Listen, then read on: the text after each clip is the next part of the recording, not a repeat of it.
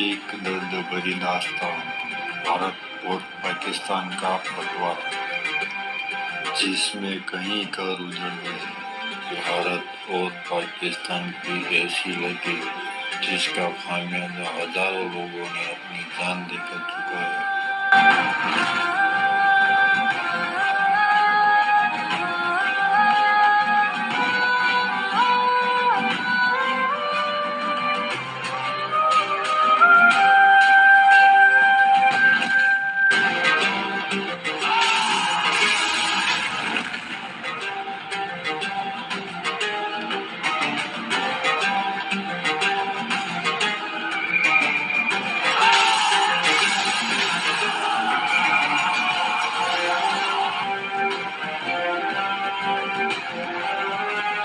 चाहे मुसीबत कैसे भी आ जाए, हम पाकिस्तान बन जाएंगे।